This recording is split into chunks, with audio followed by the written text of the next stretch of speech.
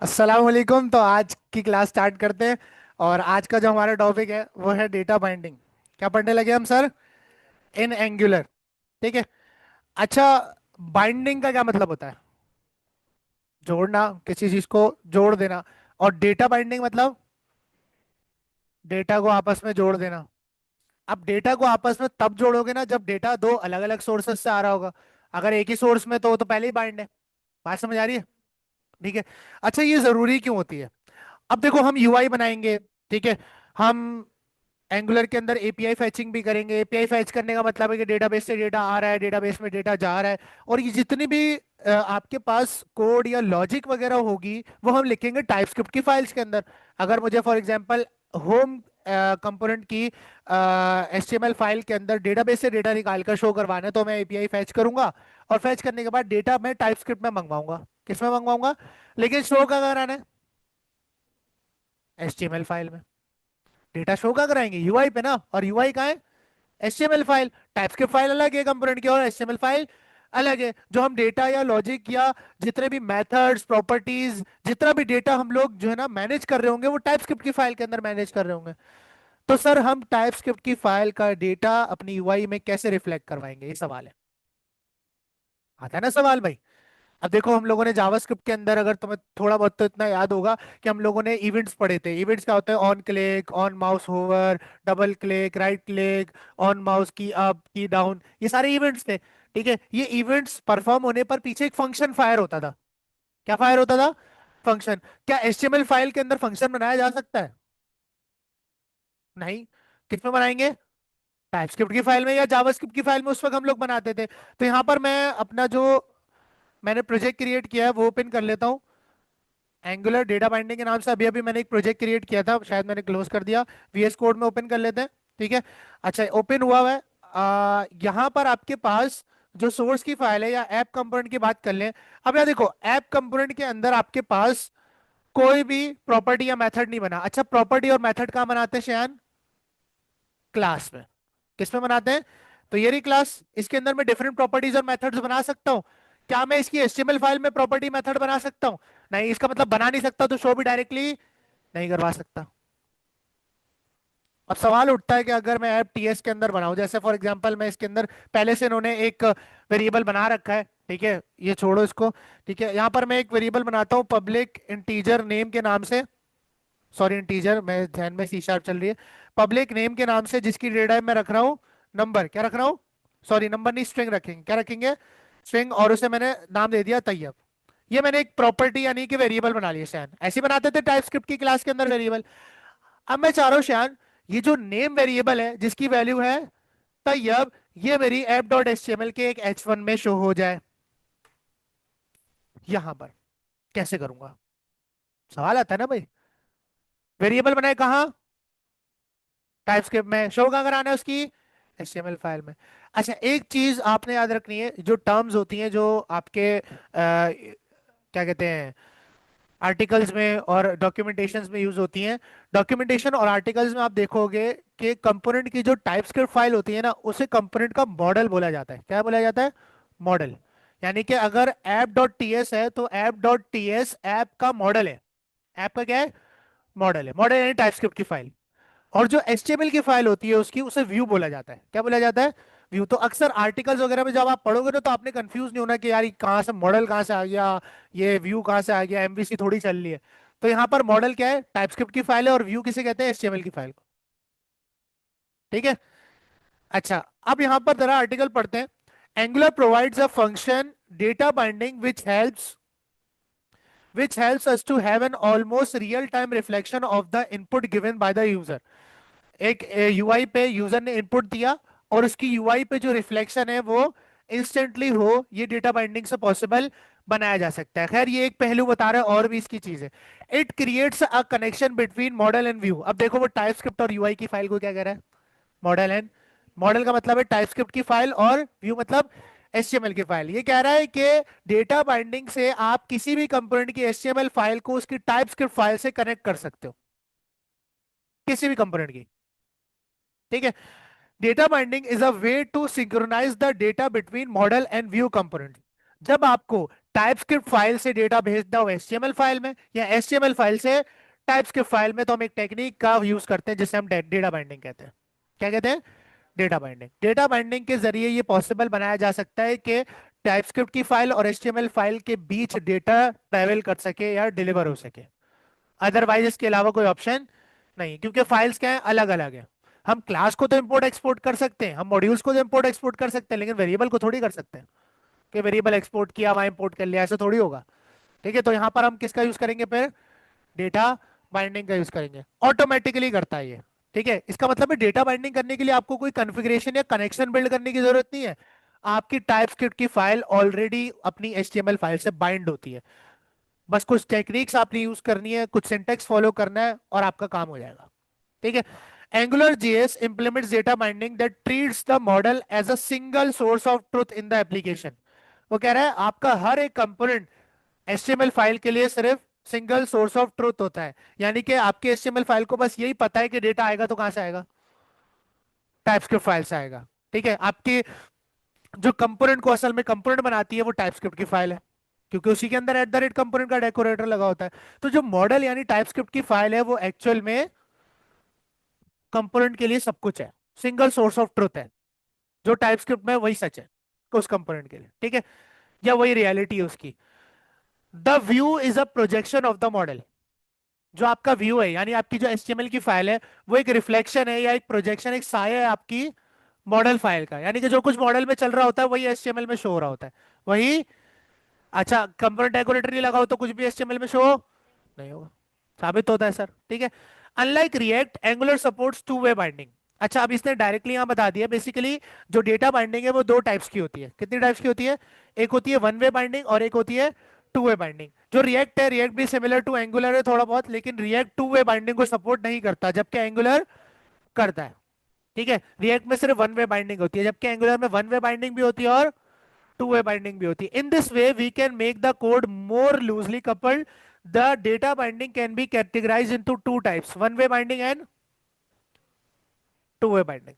ठीक है, one way binding का मतलब है कि एट अ टाइम या तो डेटा व्यू से मॉडल में जाएगा या मॉडल से, यानी टाइपस्क्रिप्ट से एचटीएमएल में जाएगा, एचटीएमएल से टाइपस्क्रिप्ट में, दोनों तरफ ट्रेवल एक साथ नहीं करेगा डेटा। ये वन वे बाइंडिंग कहलाती है। क्या कहलाती है?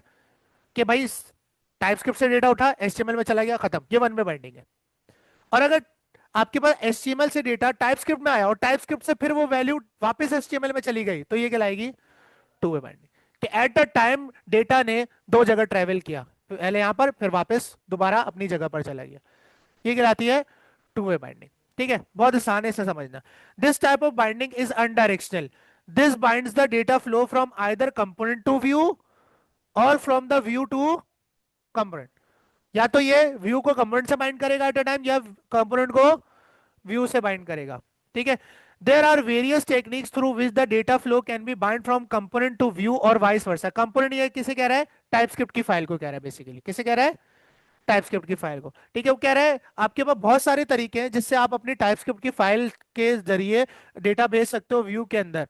ठीक है, तो वो ही हम आगे पढ़ने वाले हैं, जिनमें दो टेक्निक्स बल्कि तीन आती है। इधर इसने एक लिखी नहीं है, शायद आर्टिकल में मिस हो गई होगी। स्ट्रिंग इंटरपोलेशन, प्रॉपर्टी बाइंडिंग और इवेंट बाइंडिंग। ये वन वे बाइंडिंग में आती है। किस में आती है? वन वे बाइंडिंग तीन तरीकों से हो सकती है। किन तरीकों से हो सकती है? तीन तरीकों से। पहली है स्ट्रिंग इंटरपोलेशन। ठीक है, दूसरी है प्रॉपर्टी बाइंडिंग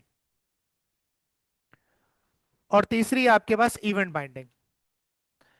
ये तीनों वो टेक्निक्स हैं जिससे डेटा सिर्फ टाइपस्क्रिप्ट से व्यू में जाता है। किस में जाता है? व्यू में, वापस नहीं आता। ये वन वे बाइंडिंग करती है। क्या करती है? One way binding. जबकि टू वे बाइंडिंग आपके पास एक ही बाइंडिंग से पॉसिबल है, वो फॉर्म्स मॉड्यूल है। ठीक है, वो भी हम आगे चल के पढ़ेंगे एनजी मॉड्यूल के थ्रू। ठीक है।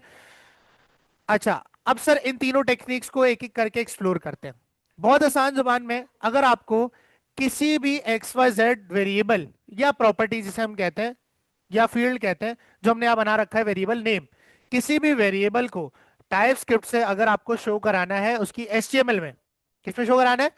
एचटीएमएल में, तो हम यूज करते हैं स्ट्रिंग इंटरपोलेशन का। याद रहे यहाँ वेरिएबल की बात हो रही है। किसकी बात हो रही है?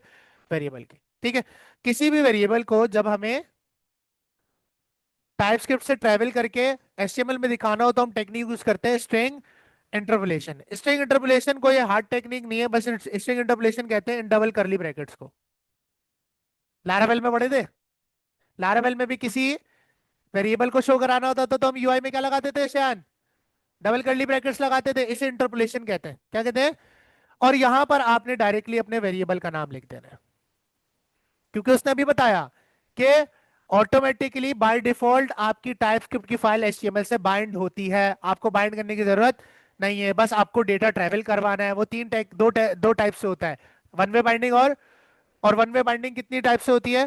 तीन। String interpolation, property binding, event binding.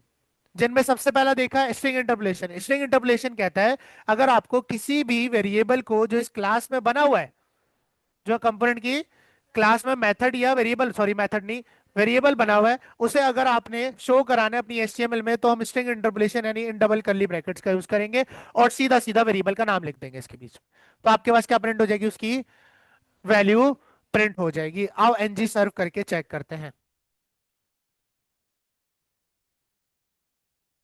NG सर्व किया, एंटर किया, एप्लीकेशन रन होगी, बिल्ड होगी।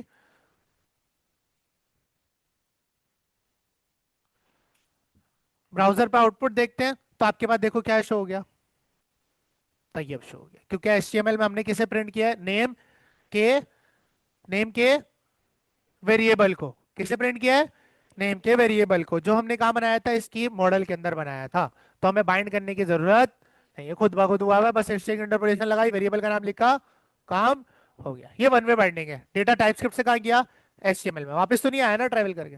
तो ये कौन सी बाइंडिंग है? One way binding. और ये बड़ी इंपॉर्टेंट है, जब हम डेटा वगैरह फैच करेंगे तो इसके अंदर टाइपस्क्रिप्ट के अंदर करेंगे, उन्हें फिर हम एरे या किसी ऑब्जेक्ट की सूरत में मैं एचटीएमएल में भेजूंगा, वहां लूप लगा के प्रिंट कराऊंगा। ठीक है, तो डेटा बाइंडिंग आपको आनी चाहिए कि डेटा ट्रेवल कैसे होगा टाइपस्क्रिप्ट से एचटीएमएल के अंदर। उसके बाद आती है दूसरा तरीका, जो है एट्रीब्यूट। कौन सा तरीका है? अच्छा, यहाँ पर आर्टिकल के अंदर भी थोड़ा सा देख लेते हैं आगे क्या कहता है भाई article. String interpolation, Angular interpolation is used to display a component property in the respective view template। respective view template का मतलब है जिसका वो मॉडल है या जिसकी वो HTML फाइल है। ऐसा नहीं है कि app.ts की क्लास के अंदर वेरिएबल बनाया और home.html के अंदर शो करा रहे हैं, ऐसा कोई सीन नहीं है, उसी के रिस्पेक्टिव HTML के अंदर शो करवाएंगे। ठीक है, with double curly braces syntax, इसे इंटरपोलेशन कहते हैं। ठीक है, interpolation is used to transfer properties mentioned in the component class to be reflected in its template. Understand? ठीक है, कि आपके पास जो प्रॉपर्टी यानी वेरिएबल आपने बनाया है उसे ट्रांसफर करता है कंपोनेंट से, कहां पर? टेम्पलेट यानी यूआई के अंदर, और शो करवा देता है, रिफ्लेक्ट करवा देता है। इधर किसी का कोई सवाल? ध्यान, पक्की बात है? तो मैं कितने भी वेरिएबल्स चाहूँ, कितने एरेस चाहूँ, कुछ भी यहाँ पर भेज सकता हूँ वेरिएबल यानी प्रॉपर्टी में डाल। दूसरी आती है प्रॉपर्टी बाइंडिंग। अच्छा, अब आप सोचोगे सर अभी तो प्रॉपर्टी पढ़ी, प्रॉपर्टी बाइंड कर तो थी। नहीं, वो प्रॉपर्टी बाइंडिंग नहीं, वो स्ट्रिंग इंटरपोलेशन है। प्रॉपर्टी ये किसी और चीज को कहते हैं यहाँ पर, जो ये प्रॉपर्टी बाइंडिंग दूसरी टाइप है। ठीक है, अच्छा देखो, ये अच्छी एग्जांपल इसने दी है। अगर आप इंटरपोलेशन में चाहो तो कोई कैलकुलेशन भी कर सकते हो, जैसे कुछ ने इंटरपोलेशन में 3+3 लिखा है, तो इससे आउटपुट में क्या मिलेगा? 8 मिलेगा। क्या मिलेगा? अगर इंटरपोलेशन के बगैर लिखेगा तो 3+5 ही आएगा। ये देखो यहाँ पर इसने दिखाया है, इंटरपोलेशन में लिखा तो 8 आ गया, वरना 3+, देखो यहाँ पर app.html में आया। अगर मैं चाहूँ तो कोई कैलकुलेशन भी यहाँ पर परफॉर्म कर सकता हूँ, वो एक्चुअल में कैलकुलेट होगा। ठीक है, यहाँ पर है, और मैं इसको अलग कर लेता हूँ। तो आपके पास देखो क्या आ गया, 6, बजाय इसके कि मैं इसको इंटरपोलेशन के बगैर लिखता। कैसे लिखता? इंटरपोलेशन के बगैर, तो फिर ये आपके पास कैसे शो होगा? 2+2 2+4 ही शो होगा। ठीक है, तो ये डबल करली ब्रेसेस का सिंटेक्स आपको अलाउ करता है कि आप टाइपस्क्रिप्ट का कोई भी प्रॉपर्टी यहां पर ट्रांसफर कर सको। क्लियर है? विद इट्स रिस्पेक्टिव मॉडल या एफटीएस। ठीक है, उसके बाद आती है दूसरी चीज जिसे हम कहते हैं, दूसरी टेक्निक जिसे हम कहते हैं property binding. Similar to Java variables defined, अच्छा ये जावा की मिसाल दे रहा है। The only difference between interpolation and property binding is that we should not store non string values in variables while using interpolation. ठीक है, कह रहा है आपके पास स्ट्रिंग इंटरपोलेशन जब ही होगी जब स्ट्रिंग इंटरपोलेशन में जो वेरिएबल प्रिंट हो रहा है उसमें नॉन स्ट्रिंग वैल्यूज हो। क्या हो? नॉन स्ट्रिंग वैल्यूज हो। ठीक है, so if we have to store boolean और other data types we use property binding. अच्छा, ऐसा नहीं है कि फिर प्रॉपर्टी बाइंडिंग में स्ट्रिंग स्टोर नहीं हो सकता या स्ट्रिंग ट्रैवल नहीं कर सकता, कर सकता है। स्ट्रिंग को भी बाइंड किया जा सकता है। ठीक है, in simple words we bind a property of a DOM element to a field which is a defined property in our component TypeScript file. अब आपके पास जो हम HTML के अंदर कोई ऐसा टैग लगाते थे जिसमें ये होता है सोर्स अल्ट, ये क्या होता है? सोर्स क्या है क्या ये, इसे क्या कहते हैं HTML में? एट्रीब्यूट कहते हैं, इसको यहाँ प्रॉपर्टी कहते हैं। Source is a property, alt is a property. अब मैं आपको मिसाल समझाता हूँ कि प्रॉपर्टी बाइंडिंग किसे कह रहा है। मान लो मैं यहाँ पर एक वेरिएबल लेता हूँ माई इमेज के नाम से, किस नाम से, और उसके अंदर मैं एक इमेज स्टोर कर देता हूँ, यानी एक इमेज का यूआरएल स्टोर कर देता हूँ, जो कि मैं उठा लूंगा इंटरनेट से। ठीक है, कोई भी XYZ इमेज में यहाँ से चूज कर लेता हूँ, जैसे फॉर एग्जांपल मैं ये वाली इमेज चूज करता हूँ। ठीक है, यहाँ कॉपी किया, और कॉपी करने के बाद कॉपी इमेज एड्रेस किया, और इस स्ट्रिंग में मैंने लाकर रख दिया। सही है, मैंने एक वेरिएबल बनाया इस ऐप क्लास के अंदर, एक प्रॉपर्टी बनाई जिसे मैंने किसमें स्टोर कर दिया, माई एज के वेरिएबल के अंदर, किसमें, माई एज के वेरिएबल। अब इस माई एज को मैं इस सोर्स के साथ बाइंड करना चाहता हूँ। याद रहे, इस दफा आप डबल कर्ली ब्रेसेस के अंदर नहीं शो करवा रहे हो, स्ट्रिंग इंटरपोलेशन नहीं हो रही है। आप चाह रहे हो ये जो यूआरएल आपने यहाँ स्टोर कराया है माई इमेज में, ये माई इमेज शो हो जाए यहां पर। कहाँ शो हो जाए? सोर्स के अंदर आ जाए। कहाँ आ जाए? सोर्स में। तो वेरिएबल का नाम क्या था? माई इमेज आपने यहाँ लिख दिया, लेकिन ये इसको कंसिडर नहीं करेगा, ये इसके लिए एक सिंपल स्ट्रिंग है। क्या है? सिंपल स्ट्रिंग है। अब मुझे बताना है इस प्रॉपर्टी सोर्स को कि भैया माई इमेज एक वेरिएबल है जो कि आपके मॉडल में बना हुआ है, तो ये होगी प्रॉपर्टी बाइंडिंग। क्या आपने एक प्रॉपर्टी सोर्स बनाई, उसे आपने एक वेरिएबल प्रॉपर्टी से बाइंड कर दिया, ये कहलाती है, क्या कहलाती है? Property binding. और प्रॉपर्टी बाइंडिंग होती है कि आपको क्या करना पड़ता है, आपको अपने एट्रीब्यूट को स्क्वायर ब्रैकेट में बंद करना पड़ता है। किसमें बंद करना पड़ता है? तो अब ये प्रॉपर्टी बाइंड होने के बाद अब देखो ये माई इमेज को क्या मान रहा है, एक प्रॉपर्टी जो कि कहां से आ रही है, इसके मॉडल से आ रही है। कहां से आ रही है? इसके मॉडल से। अब आपकी रिस्पेक्टिव इमेज शो हो जाएगी। अगेन देखो, यहां पर मैं इसकी विथ भी यहां से भेजना चाहता हूं, कहां से? अपने मॉडल से। तो मैंने यहां पर किया इमेज विथ, क्या नाम रख दिया वेरिएबल का? इमेज विथ, जिसकी मैंने वैल्यू कर दी 100। क्या कर दी? 100। अब ये इमेज विथ की जो वैल्यू है, मैं HTML के इमेज टैग की विद एट्रीब्यूट में देना चाहता हूं। तो विथ को किसमें बंद कर देंगे? स्क्वायर ब्रैकेट के अंदर। ये हमने प्रॉपर्टी बाइंडिंग का सिंटेक्स फॉलो किया, और इसकी वैल्यू में मैं अपनी वेरिएबल प्रॉपर्टी पास कर दूं। लगा सकते हैं, लेकिन अगर टाइपस्क्रिप्ट से आ रहा हुआ तो तब तो प्रॉपर्टी बाइंड करनी पड़ेगी ना। फैच एपीआई करोगे तो डायरेक्ट थोड़ी आएगा लिंक, एरे के अंदर आ रहा होगा, ऑब्जेक्ट के अंदर आ रहा होगा, और वो ट्रैवल करेगा यहाँ पर, तो फिर हमें प्रॉपर्टी बाइंड करनी पड़ती है उसके लिए। बात समझिए, डायरेक्ट थोड़ी आएगा HTML में। क्लियर है? डायरेक्ट लगा सकती हो, लेकिन प्रैक्टिस के लिए। ठीक है, जब हम कोई वेबसाइट या कोई एप्लीकेशन बनाएंगे तो उसमें ये प्रैक्टिकल नहीं है। ठीक है, तो अब यहाँ पर देखो इसका साइज 100 हो गया। ठीक है, अब मुझे क्या करना है, अगर इसका कभी भी साइज बढ़ाना है, मुझे HTML को देखना ही नहीं है, मुझे यहाँ पर आकर इसकी वैल्यू को बदल देना है, ऑटोमेटिकली रिफ्लेक्ट हो जाएंगी चेंजेस। ठीक है, तो ये हमने क्या किया, प्रॉपर्टी बाइंडिंग, यानी कि हमने एट्रीब्यूट बाइंडिंग करी है। एट्रीब्यूट बाइंडिंग को समझो, प्रॉपर्टी बाइंडिंग कहते हैं। क्या कहते हैं? Property binding. और सिंपल वेरिएबल को प्रिंट कराने को क्या कहते हैं? स्ट्रिंग इंटरपोलेशन, जो हमने यहाँ पर कराई थी नेम। ये स्ट्रिंग इंटरपोलेशन है और ये प्रॉपर्टी बाइंडिंग है।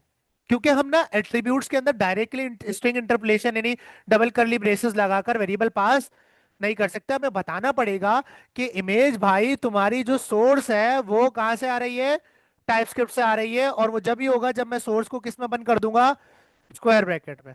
ठीक है, तो सिंटेक्स आपने याद रखना है, स्ट्रिंग इंटरपोलेशन यानी डबल करली ब्रेसेस का सिंटेक्स, और प्रॉपर्टी बाइंडिंग यानी एट्रीब्यूट को किस में रख देना है, स्क्वायर ब्रैकेट में रख देना है। इतनी चीज क्लियर है? ठीक है, अच्छा अब आते हैं यहाँ पर, और यहाँ पर मैं एक काम करता हूँ, यहाँ पर मैं एक बटन बना रहा हूँ। क्या बना रहा हूँ? जिसमें लिखा हुआ है क्लिक मी। क्या लिखा हुआ है? क्लिक मी।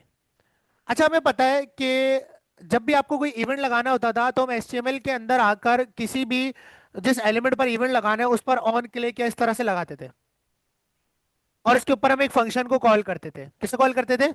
अब क्या फंक्शन इस HTML के अंदर बना सकता हूँ?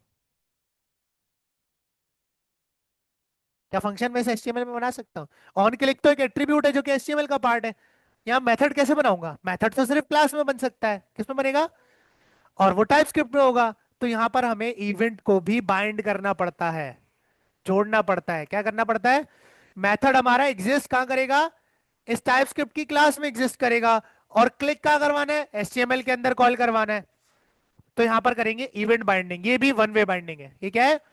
One way. अब देखो यहां पर मैं एक मेथड बनाता हूं जिसे मैं कहता हूं बटन, या मैं कह देता हूं ईट। क्या कह दिया मैंने? क्या कह दिया? ईट। ठीक है। और यहां पर मैंने अलर्ट में लिख दिया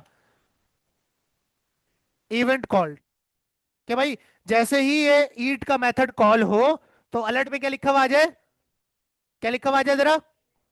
इवेंट कॉल लिखा हुआ आ जाए। और ये ईट कहां कॉल होगा? यहां पर। अब डायरेक्टली मैं ईट को कॉल नहीं कर सकता क्योंकि उसको नहीं पता ईट कहां रखा हुआ है। तो इस इवेंट को मुझे क्या करना पड़ेगा? बाइंड करना पड़ेगा।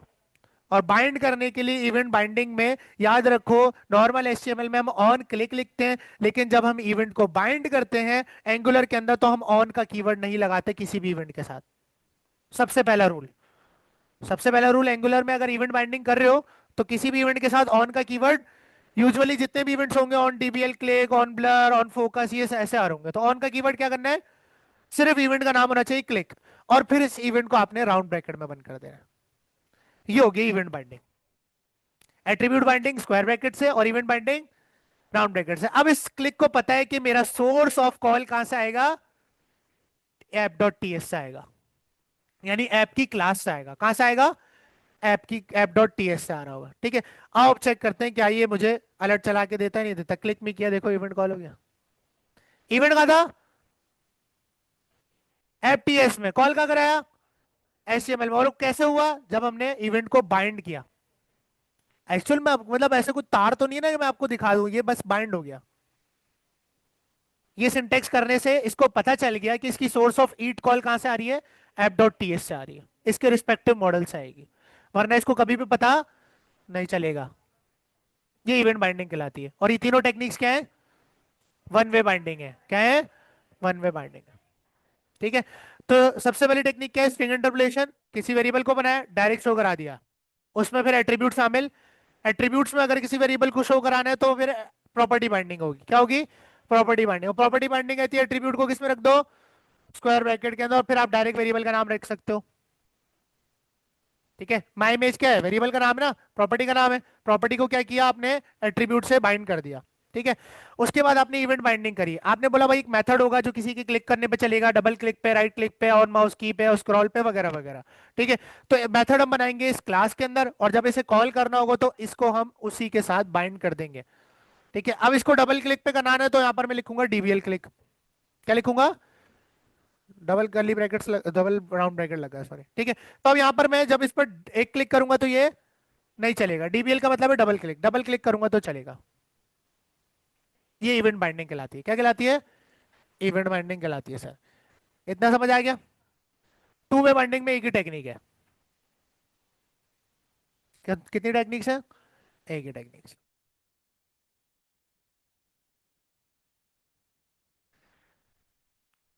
देखो इसने भी मेरा ख्याल है यही वाली एग्जांपल्स करके दिखाई हुई, लेकिन इसने हाइट विड्थ देखो इसने यहीं पर लिखी है। हमने कहाँ से लाए? हम अपनी टाइपस्क्रिप्ट फाइल से लाए। हाँ ये देखो ये इवेंट बाइंडिंग हो गई। ठीक है। और इसमें कोई ऐसा स्पेशल कुछ नहीं है। ठीक है, बहुत सिंपल है ये। उसके बाद आती है आपके पास टू वे बाइंडिंग। क्या आती है? In this type of binding, the immediate changes to the view and component will be reflected automatically. ये वन वे बाइंडिंग में भी हो रहा है। ठीक है, वो दोबारा से बता रहे हैं कि इसमें भी इमीडिएट रिफ्लेक्शन होती है चेंजेस की, कि अगर कोई भी चेंज होता है तो वो इमीडिएटली रिफ्लेक्ट कर दिया जाता है। when when the changes made to the component or model, then the view will render the changes simultaneously। कि अगर मॉडल में कोई चेंजेस उसको दिखते हैं तो वो इंस्टेंटली व्यू में उन चेंजेस को क्या करता है? अपडेट कर देता है और रिफ्लेक्ट कर देता है यूआई के ऊपर, ताकि यूजर को वेट करना ना पड़े, कोई डिले नहीं होता इसके अंदर। Similarly when the data is altered और modified in the view, then the model और component will be updated accordingly. यानी कि सिमिलर बनाते हुए दिया या मॉडिफाई किया तब भी रिफ्लेक्ट होंगी चेंजेस। जब जब चेंज करोगे, जब जब इंस्टेंटली चेंजेस रिफ्लेक्ट होंगी। यही एंगुलर को खास बनाता है। पेज रीलोड नहीं होगा और चेंजेस क्या होंगे? हमेशा इंस्टेंटली रिफ्लेक्ट होंगे, कोई लोड या कोई डिले नहीं होगा सर। अच्छा अब देखो ये ना पुराने आर्टिकल है तो ये ऐप मॉड्यूल डॉट टीएस का बता रहा है। ठीक है। अच्छा, यहाँ पर मैं तुम्हें बता दूं कि टू वे बाइंडिंग सिर्फ और सिर्फ फॉर्म्स के जरिए पॉसिबल है। किसके जरिए पॉसिबल है? फॉर्म्स। क्योंकि यूजर डेटा देगा, वो डेटा टाइपस्क्रिप्ट में जाएगा और टाइपस्क्रिप्ट से डेटा फिर एचटीएमएल में शो होगा नीचे। ये इसी प्रोसेस से सिर्फ हम टू वे बाइंडिंग कर सकते हैं कि जब यूजर डेटा एंट्री करे, और यूजर सिर्फ फॉर्म्स के जरिए डेटा हैंडल कर सकता है या डेटा एंटर कर सकता है, और यूजर के पास कोई और सोर्स नहीं है कि वो वेबसाइट पे जाके डेटा एंटर करे, सिवाय फॉर्म्स के, इनपुट्स के, टेक्स्ट एरिया के। इन सब के अलावा यूजर के पास कोई ऑप्शन नहीं है कि वो डेटा एंटर करे। ठीक है। अच्छा, यहाँ पढ़ लो, in app dot module dot T S we have to include forms modules inputs. अच्छा, अब ये फॉर्म्स भी आपके पास, ये जो टू वे बाइंडिंग है, ये भी तब पॉसिबल है जब आप एक अदद प्रॉपर्टी जिसका नाम है एनजी मॉडल उसे यूज करो। और एनजी मॉडल आपको एक अदद मॉड्यूल फाइल से मिलती है जिसका नाम है, मॉड्यूल कंपोनेंट से मिलती है जिसका नाम है फॉर्म्स मॉड्यूल। क्या नाम है? Forms module. और फॉर्म्स मॉड्यूल आपको एंगुलर पहले से क्रिएट करके देता है, जो कि आपको एंगुलर स्लैश फॉर्म से मिलती है। किससे मिलती है? जैसे आपको एट द रेट कंपोनेंट का डेकोरेटर पहले से बना हुआ मिल रहा है ना, किससे मिल रहा है? एंगुलर स्लैश कोर के पैकेज से। इसी तरह फॉर्म्स मॉड्यूल भी एक पैकेज है, एक कंपोनेंट है। क्या है? एक कंपोनेंट है। उस कंपोनेंट के अंदर बहुत सारे प्रॉपर्टीज और मेथड्स हैं, ठीक है, जो फॉर्म्स को हैंडल करने के लिए यूज होते हैं। किस लिए यूज होते हैं? अगर मैं इसको यूज नहीं करूंगा ना और डायरेक्ट काम करने की कोशिश करूंगा तो मेरे चेंजेस रिफ्लेक्ट नहीं होंगे, इंस्टेंट चेंजेस रिफ्लेक्ट नहीं होंगे यूआई के ऊपर। तो मुझे इस मॉड्यूल को यूज करना पड़ेगा। ठीक है। इसी तरह आपके पास जो रिएक्ट है ना, उसमें रिएक्ट को हैंडल करने के लिए रिएक्ट फॉर्म्स आते हैं। ठीक है, रिएक्ट के फॉर्म्स को हैंडल करने के लिए, तो जो जावास्क्रिप्ट की जितने लाइब्रेरीज और पैकेजेस है ना, ये फॉर्म्स को हैंडल करने के लिए कुछ ना कुछ कंपोनेंट या लाइब्रेरी या पैकेज प्रोवाइड करता है। तो एंगुलर एक पैकेज या लाइब्रेरी या आप कंपोनेंट कह सकते हो प्रोवाइड करता है फॉर्म्स मॉड्यूल के नाम से। किस नाम से? फॉर्म्स मॉड्यूल के नाम से। और उसकी आपके पास एक प्रॉपर्टी है जिसका नाम है एनजी मॉडल। क्या नाम है? NG model. वो बेसिकली जिम्मेदार होती है कि इनपुट में जो है ना, पुट करने वाला डेटा जो है वो इंस्टेंटली यूआई पर रिफ्लेक्ट हो। तो हम एनजी मॉडल को तभी यूज कर सकते हैं जब हम किसको यूज करें? फॉर्म्स मॉड्यूल को। किसे? फॉर्म्स मॉड्यूल को। ठीक है। तो ये कह रहा है कि भाई आप app dot module dot TS में जाओ और इंक्लूड करो किसे? फॉर्म्स मॉड्यूल को। अब ये पुरानी बात कर रहा है, जब आपके पास एनजी मॉड्यूल कंपोनेंट्स होते थे, कि जब आपको app dot module dot TS में रजिस्टर करना पड़ता था। अभी थोड़ी देर पहले बताया मैंने, याद है? ठीक है। लेकिन अब ये सिनेरियो नहीं है। अब डायरेक्ट इंपोर्ट करूंगा और उसी कंपोनेंट में इंपोर्ट करूंगा जिसके अंदर इसको इस्तेमाल करना है या करूंगा। ठीक है। In imports like the way given below down वगैरह वगैरह, ये देखो इस तरह से आपके पास इंपोर्ट करना होता था पहले, लेकिन अब ये सिनेरियो नहीं है। तो आओ इसे इंपोर्ट करते हैं। मैं ऐप के अंदर यूज करूंगा तो ऐप की टीएस में इंपोर्ट करूंगा। अगर मैं ऐप बार में यूज कर रहा होता तो नैप बार में इंपोर्ट करता। ठीक है। इंपोर्ट किया मैंने किसे? फॉर्म्स मॉड्यूल को। ये देखो एंगुलर स्लैश फॉर्म से मिल रहा है। किससे मिल रहा है? ये आ गया आपके पास। और इसको रजिस्टर करना पड़ेगा इंपोर्ट्स में भी, तो यहां पर भी क्या कर देंगे? इसे रजिस्टर कर देंगे। भाई फॉर्म्स मॉड्यूल को मैं इस्तेमाल करूंगा। क्लियर है ये चीज? ठीक है। अच्छा, ये वार्निंग इसलिए दे रहा है क्योंकि राउटर आउटलेट कहीं पर भी यूज नहीं हो रहा, तो कह रहा है ये अनयूज कंपोनेंट। तो आप भी फिलहाल आप राउटर आउटलेट को हटा भी दो तो कोई फर्क नहीं पड़ता। क्लियर है ये चीज? ठीक है। तो मैंने आपको बता दिया मैं किसे यूज कर रहा हूँ। फॉर्म्स मॉड्यूल, जो कि एक अलग कंपोनेंट, जो कि क्या है? एक कंपोनेंट है या एक क्लास है अलग से। ठीक है। अब यहाँ देखो, F S T M L में आकर एक इनपुट बना रहा हूँ। क्या बना रहा हूँ? इनपुट। और इसको मैंने एक प्लेस होल्डर दे दिया एंटर नेम का। किसका? एंटर नेम का। यहाँ पर एक इनपुट आ गया। ठीक है। अच्छा, फिलहाल के लिए ना मैं इस सबको कर रहा हूँ कमेंट, ताकि मैं क्लियरली ये चीजें देख सकूं। सही, आपके पास एक अंदर इनपुट आ चुकी है। अब मैं चाह रहा हूँ यार, जब जब मैं इस इनपुट में टाइप करूं, क्या करूं? जब जब इसमें टाइप करूं तो इंस्टेंटली नीचे एक H1 हो, उसमें वो वैल्यूज प्रिंट होती जाए। नीचे क्या हो? एक एक H1 हो और उसमें ये वैल्यूज प्रिंट होती जाए। H1 में तो हम सिर्फ वेरिएबल शो करा सकते हैं स्ट्रिंग इंटरपोलेशन के थ्रू। किसके थ्रू? और वेरिएबल ही शो करा सकते हैं स्ट्रिंग इंटरपोलेशन के अंदर, और इसमें कोई एट्रीब्यूट भी नहीं है। तो यहां पर सिर्फ क्या हो सकती है? स्ट्रिंग इंटरपोलेशन हो सकती है। क्या हो सकती है? तो H1 में अगर मैं वेरिएबल शो कराऊंगा तो उस वेरिएबल में इनपुट की वैल्यू कैसे आएगी? मकसद तो ये है ना कि इनपुट में जो टाइप करा जा रहा हो वो नीचे H1 में शो हो जाए। यही चाह रहा हूं ना मैं। तो यहां पर ये पॉसिबल है कि आपको क्या करना पड़ेगा? आपको ऐप डॉट टीएस में आकर एक वेरिएबल डिक्लेयर करना पड़ेगा। क्या करना पड़ेगा? ठीक है। यहां पर मैं इसे कह देता हूं इनपुट डेटा। क्या कह दिया मैंने? Input data. ठीक है। और इसे मैंने बाय डिफॉल्ट चलो एम्प्टी रख दिया। क्या रख दिया? एम्प्टी। मैंने एक वेरिएबल बनाया अपने मॉडल के अंदर जिसका नाम क्या रखा? इनपुट डेटा, इस इनपुट डेटा को क्या मैं इस H1 में स्ट्रिंग इंटरपोलेशन के जरिए शो नहीं करा सकता नबी का? करा सकते हैं, लेकिन अभी कुछ भी नहीं है तो कुछ भी शो नहीं। अच्छा यहां देखो, अगर मैं यहाँ पर लिख दूं तैयब, तो आपको तैयब शो हो जाएगा, हो गया। लेकिन मैं चाह रहा हूं जो इनपुट में हो। अब आपको क्या करना पड़ेगा कि इनपुट में जो कुछ टाइप किया जा रहा है वो ऑटोमेटिकली चला जाए इस वेरिएबल के अंदर, और ये वेरिएबल ऑलरेडी शो हो रहा है किसमें? H1 में। अब काम इतना रह गया कि इनपुट में जो कुछ टाइप हो रहा है वो ऑटोमेटिकली इस वेरिएबल में इंस्टेंटली रिफ्लेक्ट हो रहा हो। अब ये कैसे करेंगे? ये करेंगे फॉर्म्स मॉड्यूल की एक प्रॉपर्टी के जरिए, जिसका नाम है एनजी मॉडल। क्या नाम है? और प्रॉपर्टी बाइंडिंग कैसे करते हैं? स्क्वायर ब्रैकेट से। किससे? स्क्वायर ब्रैकेट से। और एनजी मॉडल को यहाँ राउंड ब्रैकेट में लिखते हैं। किसमें लिखते हैं? राउंड ब्रैकेट में। एनजी मॉडल, और फिर आपने इक्वल्स टू करके क्या देना है? वेरिएबल का नाम देना है। क्या देना है? जिसमें ही सारा डेटा जाएगा। ठीक है, तो वेरिएबल का नाम क्या था? Input data. एनजी मॉडल क्या करेगा? इनपुट में जो कुछ लिखते जाओगे वो इंस्टेंटली कहां फेंकता जाएगा? इनपुट डेटा में। और इनपुट डेटा कहां शो हो रहा है? नीचे H1 में शो हो रहा है। तो ये टू वे बाइंडिंग हो गई। इनपुट से डेटा गया टाइपस्क्रिप्ट में, और टाइपस्क्रिप्ट से कहां आ रहा है? यूआई में आ रहा है, H1 में। ठीक है, आओ टेस्ट करते हैं इसे। अच्छा अब देखो यहां पर, देखो ये भी देखो, ये देखो, ये सिर्फ वहां से लेके नहीं आ रहा है, यहां से भी लेके जा रहा है। यहां मैंने तैयब लिखा है तो उसने इनपुट में क्या लिख दिया? ये देखो, यहां मैं कम करूंगा तो नीचे क्या आएगा? बी हट गया। ऊपर देखो, ऊपर ऊपर, इधर इस एलसीडी में इंस्टेंट आपको नजर है, एड आया, एड गया। देख रहे हो कितनी इंस्टेंट रिफ्लेक्शन हो रही है टू वे बाइंडिंग के अंदर। ठीक है, अगर मैं यहां से तैयब बढ़ा दूं तो बाय डिफॉल्ट इनपुट क्या हो जाएगी? खाली हो जाएगी। क्या हो जाएगी? खाली। लेकिन अगर मैं इसमें लिख दूं तो इसमें जो कुछ होगा वो रिफ्लेक्ट होगा दोनों जगह पर, क्योंकि मॉडल से क्या कर दिया आपने? इनको बाइंड कर दिया। बेटा वो कोड है। ठीक है, तो यहां पर मैं आके कुछ भी XYZ लिखूंगा तो वो मेरे ऑटोमेटिकली H1 में रिफ्लेक्ट हो जाएगा। ये कहलाती है टू वे बाइंडिंग। डेटा लिखा गया इनपुट में यानी HTML में, इसमें लिखा गया, उठ के कहाँ गया? इनपुट डेटा में। फिर इनपुट डेटा उठ के कहाँ गया?